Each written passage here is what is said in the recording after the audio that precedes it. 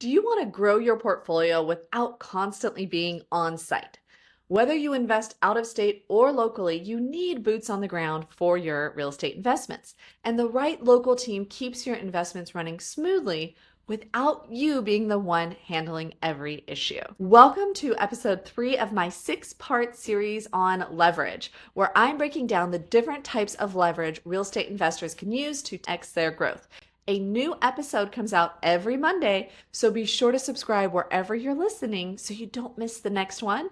And head on back to hear episodes 1 and 2, where I talk about leveraging virtual assistants and technology. Now, this topic today of leveraging local boots on the ground so you can invest from anywhere or scale even if you're investing locally is near and dear to my heart because, as you may or may not know, I am currently traveling the world with my family full-time while continuing to maintain my investment portfolio of short and long-term rentals in the United States. Currently, I am in the middle of a 5-month stint in Asia, so I am on the other side of the world, typically 12 to 14 hours off from the places that my investments are, and it all works, right? I'm not there checking on them, I'm not there doing the work, and yet it works because of what we're going to talk about today. Why do we care about leverage in the first place? Why am I spending 6 episodes talking about it? Because if you're still trying to scale and you're still handling tenant calls or inspections or maintenance requests yourself, you're slowing yourself down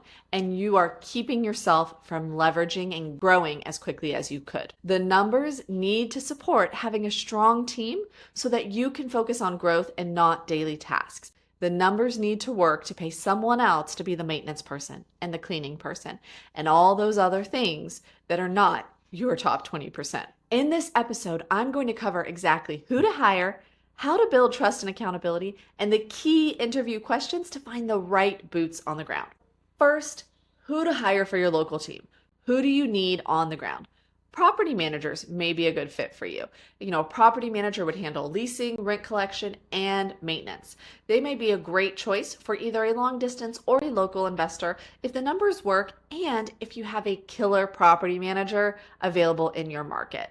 Some people are investing in markets where there aren't great property managers, and we'll talk about that. But if you've got a great property manager and your numbers work, they may be a key part of your team. Next, a leasing agent.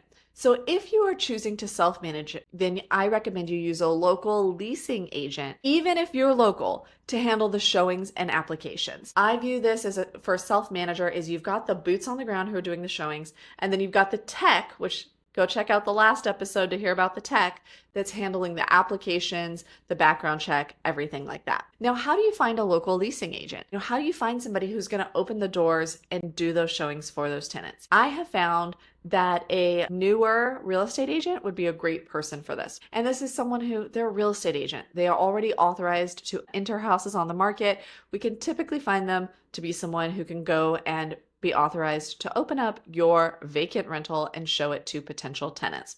And typically they'd love to get some extra cash of, $20 an hour to go do an open house at a vacant rental for 2 hours, and you get all the potential tenants to go through and tour in that time. So if you're self-managing, a leasing agent, often a real estate agent who's newer and could use some extra cash to show that to potential tenants. Even if you're local and you could do the showings yourself, I recommend you doing this instead so that you are not directly interacting with these tenants. There's a little bit of space there and just it's a more professional experience. Next on your team would be contractors or handymen.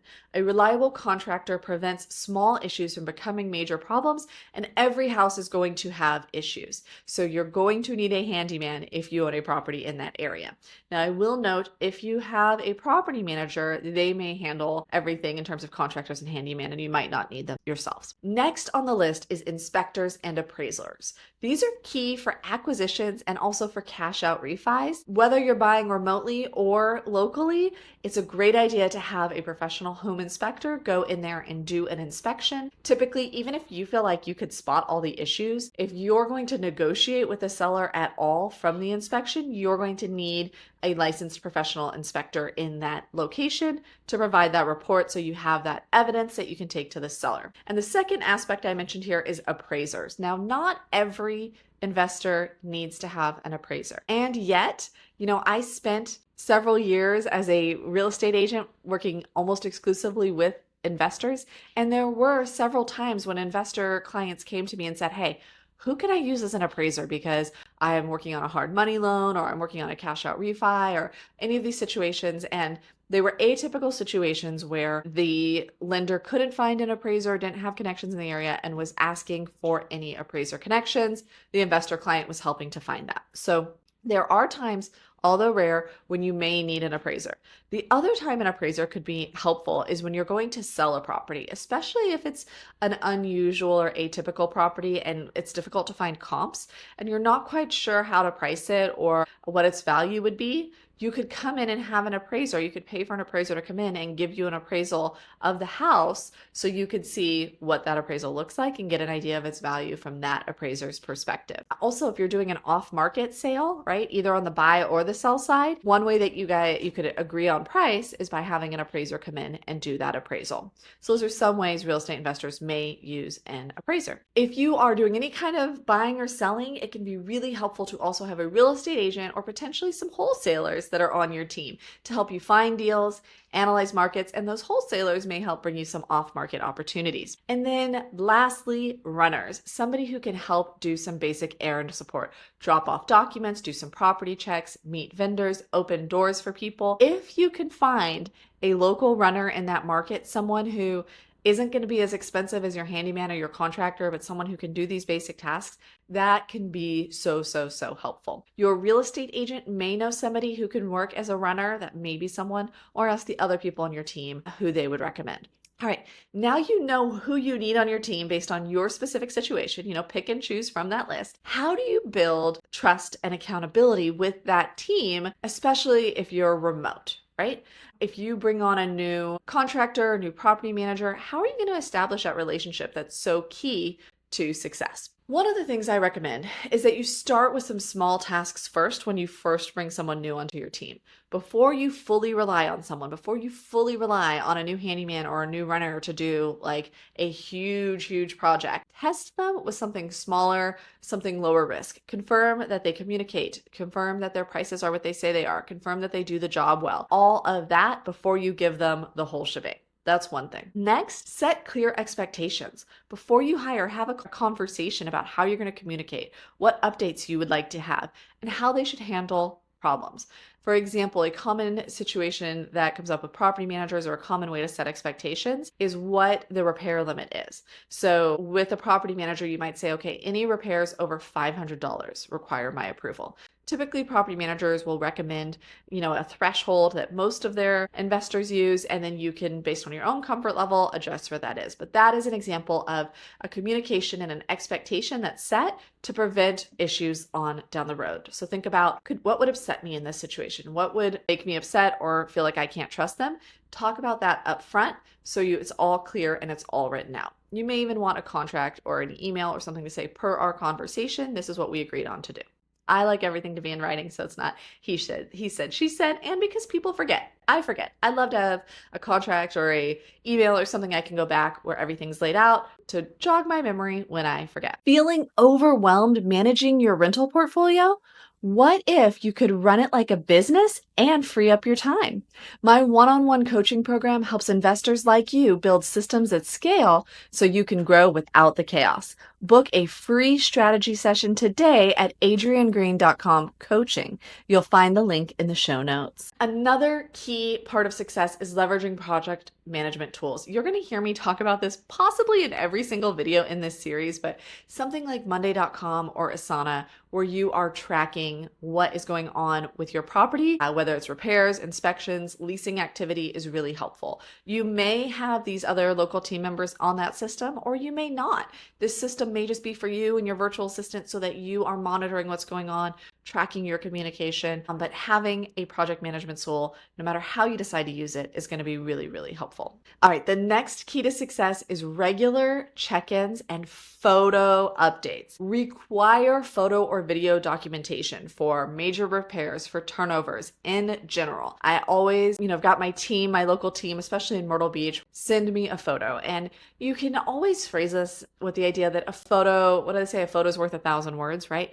Having a photo really lets you know the situation so much better. So it isn't a punitive thing. It isn't like we don't trust you. It's a photo make sure that we're on the same page and that this is meeting the expectations that we both. And then one more thing to think about with your local team is the idea of having a backup team member. With contractors, handymen, leasing agents, it's always great to have more than one in case somebody is unavailable or they drop the ball. I know that we just had a major plumbing issue recently in one of my properties, and plumbers are busy. Plumbers and electricians, those are some busy people. And so, I had to go through our normal handyman who was out of town and then go to our specific plumbers and go through the list until we found somebody who could get there in the time we needed. And especially with short-term rentals, when you're trying to get these issues handled between tenants, having multiple people on that list, having that depth chart is really helpful. And if you're like, well, how do I find that? How do I get there? Your real estate agent can be a great resource. And that's why when people only go off market and they only go with wholesalers, the challenge is you're not getting the expertise of the agent, but you're also not getting their network and their connections. And that is really, really valuable. So I kind of view working with a real estate agent, or at least being open to that, whatever commission they're making on that transaction,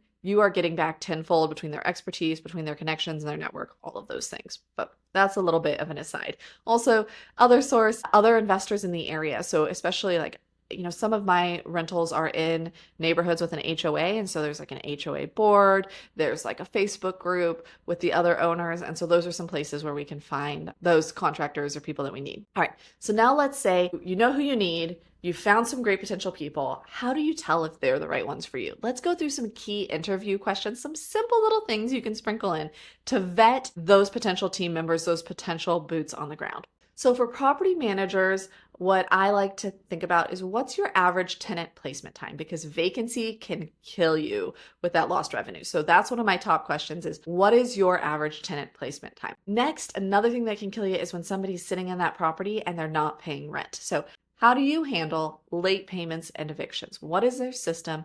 Do they handle it quickly? Do they have a system so they can handle it quickly? And then something that's kind of interesting, is what fees do owners complain about the most, right? Maybe it won't be a big deal to you, maybe it will, but that kind of can be a great question to find out where pain points for other owners. When you get to contractors and handyman, some of the questions I like to ask is, what type of properties do you specialize in? Kind of open the door. They might say they can do all, but it's good to know if they specialize in something that is not like your property, right? That's what might be a red flag. Can you provide before and after photos of past projects? That, a lot of contractors and handyman, they're taking photos all the time. That should be something that we can get. And then because it happens so often in real estate, how do you handle emergency requests? Do they handle them? Are they not available on an emergency basis? Do they charge a set emergency or rush fee? What does that look like? It's great to know so that you're prepared when you will have an emergency. Now, for real estate agents, you might want to ask, how many investor deals have you closed in the past year? That is really, really helpful because you want to know how much do they really deal with investors? And what strategies do you use to find off-market deals? I know when I was an active agent helping investors, I was networking with the contractors, I was networking with the property managers, I was talking to wholesalers, was talking to other agents who might have stuff that didn't agreeing to go on MLS, right? So there are lots of ways that I use to find off-market deals, and your agent can help you with off-market things as well. And then maybe you want to ask how they analyze investment properties. What resources or tools do they use to tell if something is a great investment property? Now, I will notice that with a little asterisk. You do want an agent who's going to bring you promising investment properties, and yet so many investors are trying to make their agent do their analysis for them. And that's not their role. At the end of the day, it's your property and you need to do your own analysis on your own spreadsheets with your own research as well. But they can be a partner in that and provide some resources to help. All right, now let's take the flip side. What not to do when building a local team? What are some things that could set you up for failure? First, relying on just one person. You often want to have a backup in place before you need it, right? Now, some of these, like I said, plumber, electrician, you might need to go to number 2, 3, 4, 5 on your list quite frequently. Others, like property manager, hopefully you'll never need it. And yet, if you run into a tight spot with your property manager, that's not the time to start looking for a new property manager. It's a good idea if you're networking with other investors in the area, have other connections, to have in mind if things turn sour with my amazing property manager that I love, maybe I'd want to go to Main Street Property Management or 123 Banana Street Property Management or whatever the case may be, right? Just to kind of know where you'd start if that something happened. Next on the list of what not to do is skipping checking references. A great contractor with no references is a red flag. Same thing with a property manager. If somebody is truly amazing, they should be able to provide at least one or two people who can sing their praises. Third major issue is not having clear contracts. Notice this is not saying not having contracts. I hope that everybody at least is having a contract, but not having clear contracts. You want to have well-defined scopes of work. You want to have well-defined termination clauses. You want to know what you're paying. You want to know what the deadlines are. All of that needs to be in the contract. I cannot tell you how many times somebody's been upset, especially with contractors, and there was a contract, but it wasn't clear. And it wasn't going to say like, okay, yes, we're going to do X, Y, and Z for 10 grand by this date. Well, what happens if it isn't done? Are they continuing to do the work and they are getting less money for it? Are they continuing to do the work? Are they fired? What does it look like? If they finish it ahead of schedule, are they getting a bonus, right? You need to have a lot in there that most people don't think of, okay? So just really think about all the what ifs with your contracts and make sure it's really clear and detailed. The next thing is ignoring local market knowledge. So often, as an agent, I would see investors who were taking their frame of reference from wherever they lived and applying it to this local market. Tenant landlord laws can be different. What houses need can be different because of the topography and the climate and things like that. And so you really want to know what the local market is like. The landlord tenant laws, the rental demand, the repair costs, all of those things in that local market. As much as you can learn about what it's like there, the more informed and better decisions you can make. Now, if you need help building your real estate team, I already have amazing real estate agents in many markets throughout the country that I can connect you with. I call this my expert agent network. And so whenever you're looking to buy or sell in a market, maybe it's a new market, maybe you don't love your agent in that market, you can reach out to me and I will connect you with a great agent in that market. This is a free service. I get a portion of their agent commission, but it's no cost to you, and I set you up for success with a fabulous investor-friendly agent. So you can learn more at my website, adriennegreen.com/expert agent network. Again, adriennegreen.com/expert agent network, and the link is in the show notes below as well. Thank you so much for listening to this episode, the third in our leverage series. I hope this was helpful for you and taught you some great things you can use to get a local boots on the ground team. If it was, please make sure to like and subscribe wherever you're listening, and maybe even share it with an investor friend who could benefit from this as well. Thanks so much, and I look forward to seeing you on the next one.